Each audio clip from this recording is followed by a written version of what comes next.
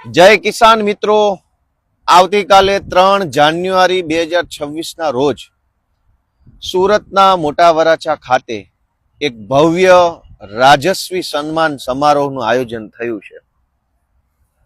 એટલે કે ગુજરાત સરકારની અંદર જે લોકો નવા નવા મંત્રીઓ બન્યા છે, ધારાસભ્યો બન્યા છે, વગેરે વગેરે વગેરેનું સમાજ તરફથી સન્માન કરવાનો એક કાર્યક્રમ આયોજન કર્યો છે.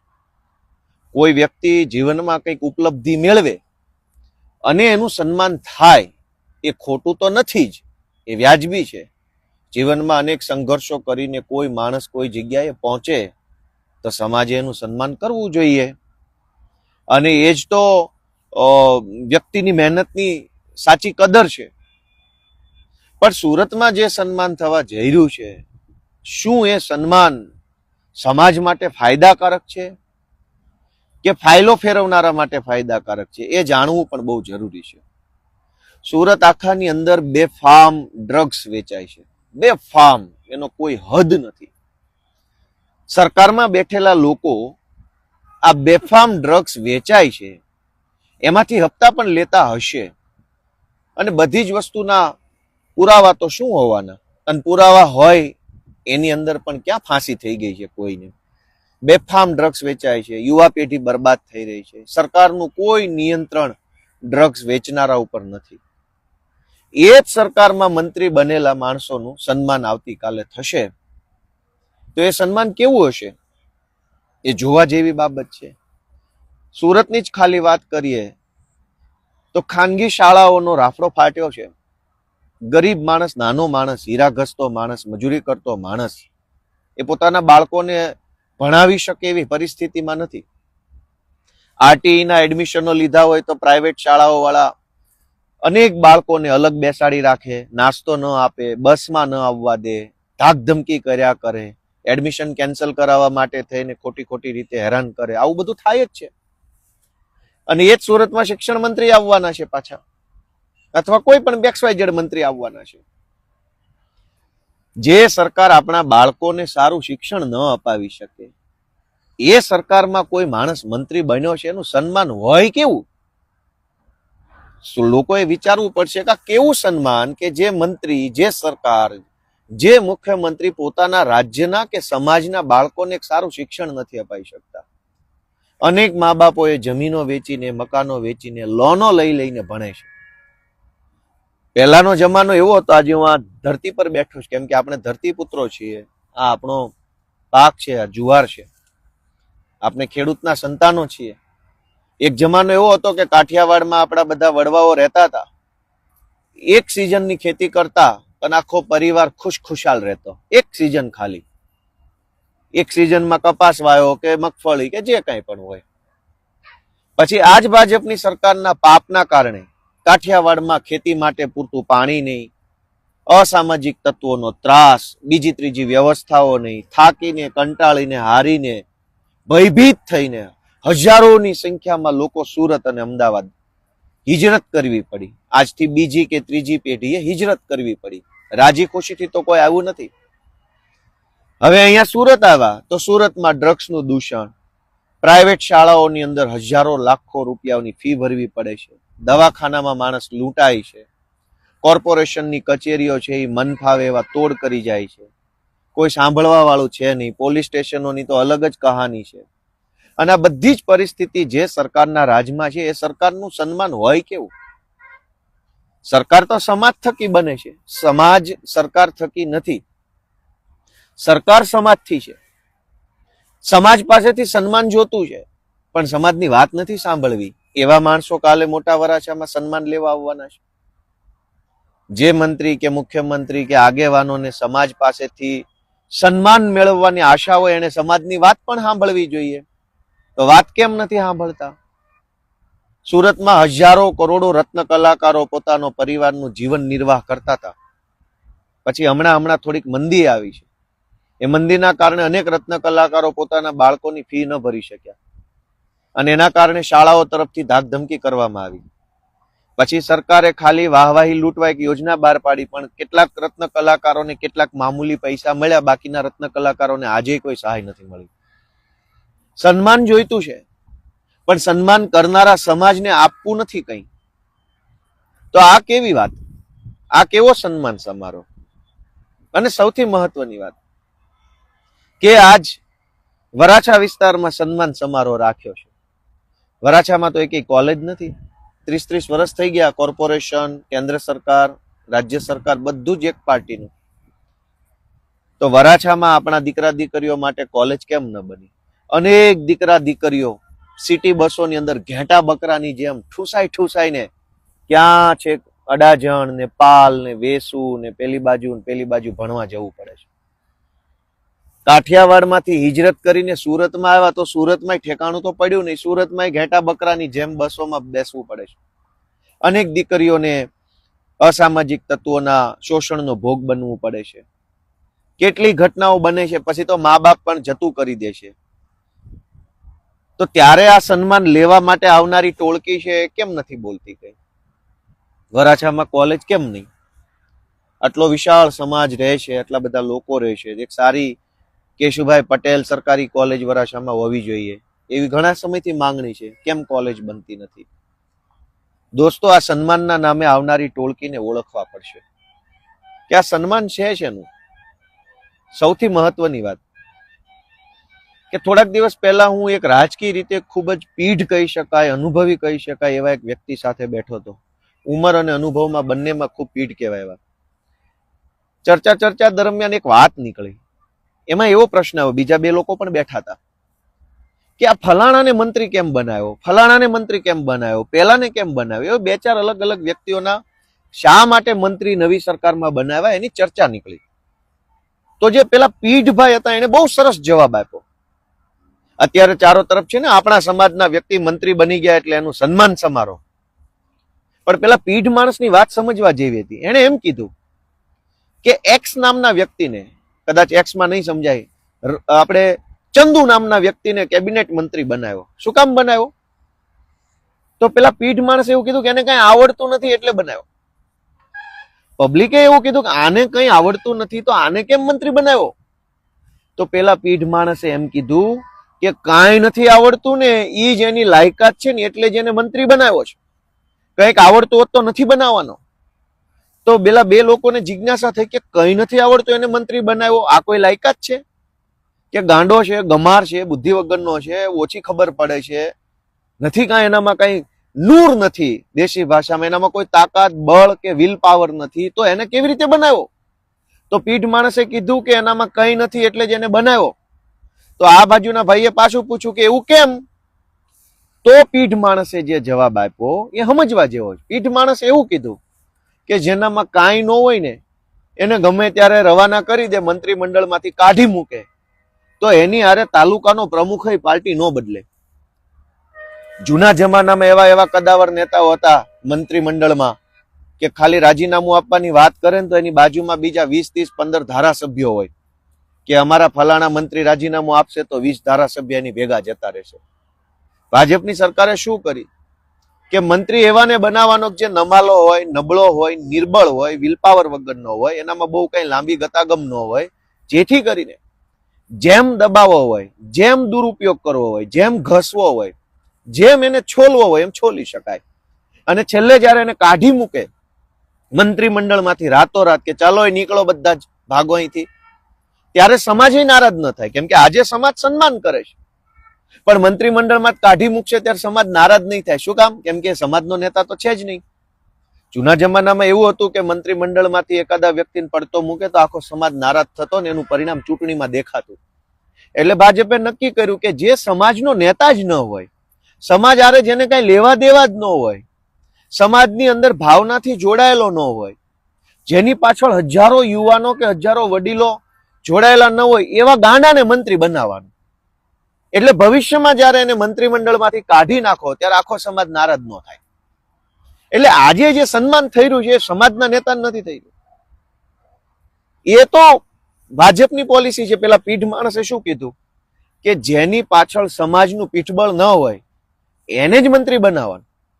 ગુજરાતમાં એક જ મંત્રી એવા છે જેની પાછળ સમાજનું પીઠબળ છે, એ છે પરસોત્તમભાઈ સોલંકી. છે કેટલાય વર્ષોથી મંત્રી છે અને કોઈની હિંમત નથી એને કાઢવાની. શું કામ? કેમ કે એની પાછળ સમાજનું પીઠબળ છે. તો સમાજના પીઠબળ વાળો નેતા કેવો હોય એનો દાખલો આ રહ્યો. બાકી બધા શું છે? આયારામ ગયારામ. હવે એનું શું સન્માન અને કેવું સન્માન? જેનું પોતાનું કોઈ આત્મસન્માન નથી એનું સમાજ શું સન્માન કરવાનું? સમાજના પ્લેટફોર્મ પરથી તો વટવાળા હોય એના સન્માન થતા. જૂના જમાનામાં સન્માન કોના થતા? વટવાળા માણસનું સન્માન થતું, સ્વાભિમાન વાળા માણસનું સન્માન થતું. સ્વાભિમાનના ભોગે એ માણસ કંઈ પણ કરવા તૈયાર ન થતો, એવા માણસનું સન્માન થતું. આજ સ્વાભિમાન બાભિમાન કઈ નહીં ભાઈ, મને તો ભાજપમાં જે કહે છે હું કચરા પોતાય કરીશ મંત્રીમંડળની ઓફિસમાં, એવા માણસોના સન્માન. એટલે સન્માન થાય એ ખોટું નથી, પણ સમાજનું વાસ્તવિક પીઠબળ જેની પાછળ ન હોય એવા માણસો મંત્રી બની જાય કે ધારાસભ્યો બની જાય કે કંઈ પણ બની જાય. હું તો એમ કહું અમેરિકન રાષ્ટ્રપતિ બની જાય. તેમાં હરખાવા જેવું શું છે? નહીતર સમાજમાં આટલા બધા પ્રશ્નો છે. જમીન માપણીનો પ્રશ્ન છે. આખા ગુજરાતમાં એટલી હદે ખેડૂતો પરેશાન છે જમીન માપણીના કારણે કે એની કોઈ પીડાનો પાર નથી. હજારો ખેડૂતો કાગળિયાઓની થેલીઓ લઈ લઈને પ્રાંત ઓફિસ, મામલતદાર ઓફિસ, DILR ટિપ્પણ કઢાવે, સિટી સર્વેમાં એમાં તેમાં જ્યાં હોય ત્યાં જાય છે. કોઈ મેળ પડતો નથી 10-10 વર્ષથી.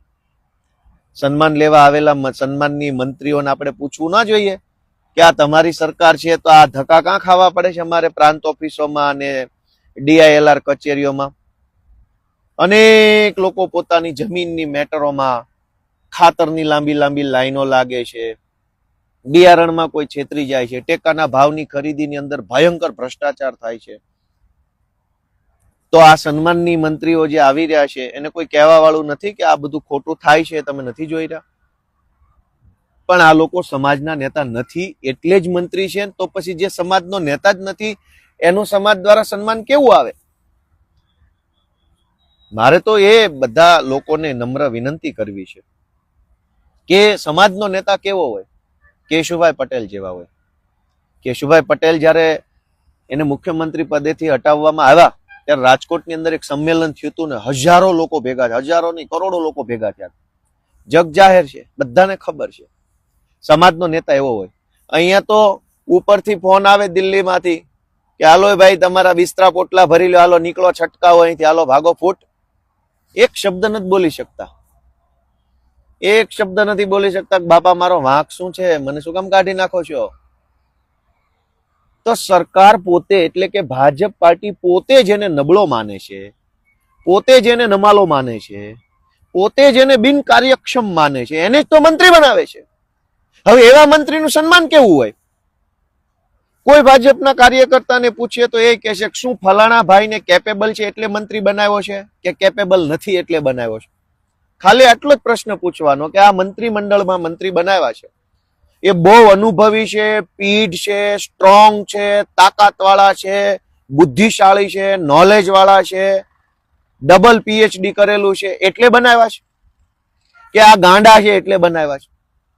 એક બે અપવાદરૂપ સારા હોશિયાર હોઈ શકે, એવું કઈ 100% ખરાબ એવું માનતા નથી આપણે, પણ મોટા ભાગનાને ભાજપે એની શું લાયકાત જોઈને મંત્રી બનાવ્યા છે કે સમાજ એનું સન્માન કરે? એનામાં કોઈ લાયકાત નથી, એ જ એની મેન લાયકાત છે.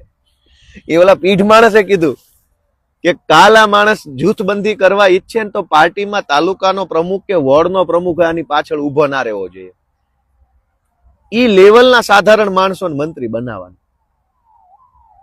નહીતર મંત્રી નારાજ થાય તો મંત્રી કમસે કમ જે જિલ્લાનો હોય આખા જિલ્લાનું સંગઠન બેસી જવું જોઈએ કે અમારા જિલ્લાના ફલાણા મંત્રીને હટાવી શેના દીધા તમે? પણ હમણાં જ નવું જૂનું મંત્રીમંડળ કાઢ્યું, એક પેજ પ્રમુખ નારાજ ન થયો મંત્રીના પોતાના જિલ્લામાંથી કે ગામમાંથી તાલુકામાંથી. તો એવા માણસને બનાવવામાં આવે છે જેની કોઈ ક્ષમતા, કોઈ લાયકાત, કોઈ વિઝન, કોઈ આવડત જ ન હોય. હવે જેનું કઈ છે નહીં એનું સન્માન કેવી રીતનું હોય? એનું શું સન્માન? અને એ સન્માનથી સમાજને કેવો ફાયદો થાય આપણે જાણવું પડે. આવું સન્માન સમારોહ યોજનારા લોકોની ફાઇલો કદાચ જાજી પાસ થઈ જાય, આવું બને. સમાજ તો સમાજના છોકરાને ભણાવવા માટે લોન લેવી હોય EWS માંથી, પેલું MYSY યોજનાની, તો ફાઇલો ફાઇલો ફાઇલો ફાઇલો, એટલી બધી ફાઇલો કે એની વાત જવા દો. પણ આ સન્માન કરનારા લોકોની ફાઇલો ફટાફટ પાસ થઈ જાય. તમારા છોકરાને MBBS કે એન્જિનિયરિંગ કરાવવું હોય અને લોન લેવી હોય જમીન ઉપર, તો ફાઇલ પાસ થવામાં વાર લાગે. આ દાખલો નથી, ઓલો દાખલો નથી, પેલો નથી. પણ આ સન્માન સમારોહ સમાજના ખભે રાખીને જે કરવામાં આવે છે, એ સન્માન કરનારા લોકોની જે કઈ ફાઇલો ટીપીમાં અટવાઈ હશે, 40% જમીન કપાતમાં, ખૂણાના પ્લોટમાં, રોડ કાંઠાના પ્લોટમાં, એ બધી ફાઇલો ક્લિયર થઈ જશે. સમાજ તો શું, સમાજ કરીને જોયા કરશે બચારો. સમાજ તો લાચાર છે, મજબૂર છે. આવતીકાલે જે સમારોહ થવાનો છે, એમાં અમારી તો નાના માણસ તરીકે સમાજના લોકોને એક જ વિનંતી છે કે જાઓ તો ભલે જાઓ, કઈ વાંધો નહીં. પણ જ્યારે આવા લોકો સમાજના પ્લેટફોર્મ પર આવતા હોય ત્યારે 4 સવાલ તો કોઈ પણ પૂછવા જોઈએ. અને સવાલ ના પૂછીએ તો કમસે કમ એ કાર્યક્રમમાં આપણી હાજરીની ખોટી નોંધ લેવાય એવું ન થવું જોઈએ. આજ લોકો ખૂબ દુઃખી છે. રત્ન કલાકારો, ટેક્સટાઇલની અંદર હજારો કરોડો રૂપિયાની વર્ષે ચોરી થઈ જાય છે. કોક માલ લઈને ભાગી જાય, કોક પેમેન્ટ લઈને ભાગી જાય, કોક ખોટા ચેક પકડાવી જાય. પોલીસ સ્ટેશનોમાં, ત્યાં ચોક બજાર કે બીજા ત્રીજા પોલીસ સ્ટેશનોમાં જઈએ તો અરજી લેવાના પૈસા માગે છે. હજારો લોકો, કરોડો લોકો આપણા કાઠિયાવાડના, એના પૈસા ટેક્સટાઇલમાં ફસાયા છે. કોઈ સાંભળવા વાળું નથી. શેનું સન્માન અને શું સન્માન એમાં? એક એક મુદ્દાની ચર્ચા કરવા બેસીશું તો કોઈ પાર આવે એમ નથી. પણ દોસ્તો, આ સન્માન સમારોહના નામે સમાજને હાથો બનાવવાનું કામ થઈ રહ્યું છે. એ લોકો જાગૃત થઈને જુએ એવી મારી વિનંતી છે. કોઈ માણસ સંઘર્ષ કરીને ઉપર આવે તો એનું સન્માન થવું જોઈએ. એમાં ખોટું કઈ છે નહીં. પણ સન્માન કયા માણસનું અને એની કઈ આવડતનું થવું જોઈએ, એ મોટો પ્રશ્ન છે. ગોપાલ ઇટાલિયા ધારાસભ્ય બની જાય એટલા માત્રથી એનું સન્માન થવું જોઈએ એવું નથી. એની અંદર કોઈ આવડત છે? એનામાં કોઈ તલમાં તેલ છે, દીવામાં તેલ છે, આપણે એવું બાબલા કહેતા, કોઈ એનામાં કઈ છે કઈ? નહીતર મંત્રી બની ગયા અને સામાન્ય માણસની પીડા દેખાય નહીં તો એનું સન્માનનો અર્થ શું રહ્યો? એટલે આવા ભવ્ય સન્માન સમારોહની ભવ્યતા પાછળ ગરીબોની હાય છુપાવવાનું કામ થાય. લખ્યું ને ભવ્ય સન્માન સમારોહ. ભવ્ય શું કામ રાખવામાં આવ્યો છે? કે ભવ્યતાથી તમને આંજી દેવાના છે. સામાન્ય માણસ, નાનો માણસ, ગરીબ માણસ, લાચાર માણસ, દુઃખી માણસ, પીડિત માણસ, એની પીડાને, દુઃખને, લાચારીને ભવ્યતાથી આંજી દેવાનો. કે અરે ગાંડા, તું શું રોદણા રોવે છો? આ જો, આ ભવ્યતા જો, કેવા મોટા મોટા સાહેબો, મંત્રીઓ, તંત્રીઓ, અધિકારીઓ, કેવડું મોટું સ્ટેજ, માઇકની વ્યવસ્થા, LED જમવાનું. જો તું આ ભવ્યતા, રોદણા શેનો રોવે છે? તારા છોકરાની ફી ભરવાના પૈસા નથી, એ છોડ. આ ભવ્યતા જો ભાઈ. ડ્રગ્સના રવાડે છોકરા ચડ્યા, છોડ ભાઈ. આ ભવ્ય સમારોહ જો, તું ભવ્યતા જો ભાઈ. આની ભવ્યતા કેટલી મોટી છે. હીરા ઘસે છો, પૈસા નથી ખાવા પીવાના, ભાડા ભરવાના, લાઇટ ભરવાના, એ બધું છોડ ભાઈ. તું ભવ્ય સન્માન સમારોહ, ભવ્યતા જો આની. સામાન્ય માણસના દરેક પ્રશ્નોને ભવ્યતાથી આંજી દેવાની આખી આ ઘટના છે. અને અંગ્રેજોએ આ ધંધો કર્યો. અંગ્રેજો જયારે ભારતમાં આવ્યા ત્યારે ભારતના દેશના લોકો પાસે તો લુગડાઈ નહોતા અડધા પાસે પહેરવાના, ખાવાનું અનાજ નહોતું, દવાખાના નહોતા, શાળા નહોતી, રોડ નહોતા, વાહનો નહોતા, લાચારીમાં માણસ જીવતો. એ જમાનામાં અંગ્રેજોએ શું કર્યું? મોટી મોટી બિલ્ડિંગો બનાવી, મોટા મોટા રેલવે સ્ટેશનો ચાલુ કર્યા પોતાના માટે, અને આમ ભવ્ય ભવ્ય બધું બનાવ્યું. શું કામ? કે ભારતના ગરીબો અંગ્રેજો ભવ્યતાથી આંજી દેવા માંગતા હતા કે તમારી ગરીબી લાચારીની ચર્ચા ન કરતા અમારી ભવ્યતા જુઓ. આમ હોવું જોઈએ બધું. મુઘલો આવ્યા. મુઘલોએ શું કર્યું? અંગ્રેજોની પહેલા મુઘલ આવ્યા. મુઘલો ભારત ઉપર એટેક કર્યો, હુમલો કર્યો. પછી શું કર્યું? કોઈ મુઘલોએ તાજમહેલ બનાવ્યો, કોઈએ કુતુબ મિનાર બનાવ્યો, કોઈએ આ બનાવ્યું, કોઈએ તે બનાવ્યું. જે ભારત દેશના ગરીબો પાસે ખાવાના પૈસા નહોતા, એ ભારત દેશની અંદર મુઘલોએ આવીને શું કર્યું? ભવ્ય ભવ્ય ભવ્ય ભવ્ય, બધું જ ભવ્ય. અરે મારા વાલા, ખાવા માટે ચોખા નથી, ઘઉં નથી, તું ભવ્યતાની ક્યાં કરે છે? પણ મુઘલો અને અંગ્રેજોનો વારસો લઈને જે ભાજપ વાળા નીકળ્યા છે, એ આજે પાછા ભવ્યતા તરફ આગળ વધી રહ્યા છે. બધું ભવ્ય હોવું જોઈએ. માણસ ભલે ભૂખે મરી જાય, પણ એની આંખ સામે ભવ્યતા હોવી જોઈએ. ઓહો, શું રોશની, શું લાઈટો, શું બધું ચમકે છે, શું મોટા મોટા નેતાઓ, શું તામઝામ, શું ઢોલ નગારા, શું સાઉન્ડ, શું બધું જ. સુરતના સૌ બધા મારા વડીલોને એટલી જ વિનંતી છે કે ભવ્ય સન્માન સમારોહ થઈ રહ્યો છે, પણ તમારા જીવનની સમસ્યાનું શું એટલું જરાક વિચારજો. બધાને મારા જય કિસાન. Thank you.